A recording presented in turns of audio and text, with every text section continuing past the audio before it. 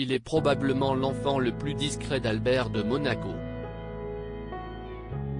Avant la naissance de ses jumeaux Jacques et Gabriella, nés de son mariage avec la princesse Charlène, le souverain monégasque a été par 2 fois papa, en 1992 d'une fille, Jasmine Grace, et en 2003 d'un fils, Alexandre. Si les 2 plus jeunes sont régulièrement exposés officiellement en tant qu'enfants de prince, les 2 autres sont moins présents sur la scène princière, tandis que Jasmine Grace est très active de son côté sur les réseaux sociaux.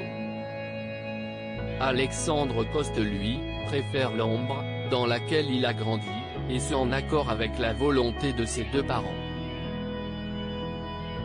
Pendant 18 ans, son père et moi avons fait en sorte de ne pas l'exposer officiellement. C'était une décision commune pour le préserver, admet Nicole Coste dans les colonnes de Paris Match, en kiosque jeudi 2 septembre, qui a décidé de sortir du silence à propos de son fils pour donner un peu de ses nouvelles, et montrer également combien il est heureux, entouré. L'occasion également pour elle de démentir toutes les vilainies dites sur elle, et de rétablir des vérités sur des choses déjà écrites.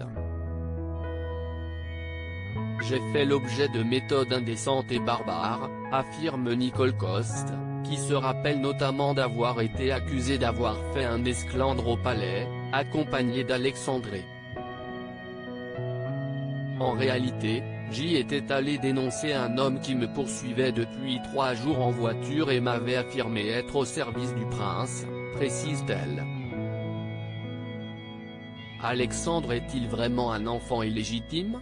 Si cette histoire est ensuite rentrée l'ordre, l'homme en question ayant menti sur son identité, Nicole Coste a également été victime de fausses rumeurs à son sujet, comme lorsqu'elle a été accusée d'avoir voulu perturber le mariage du prince Albert et de Charlène de Monaco, ou encore, d'avoir voulu, lors d'un shooting photo dans le cadre de sa carrière de mannequin, imiter la princesse Grace de Monaco.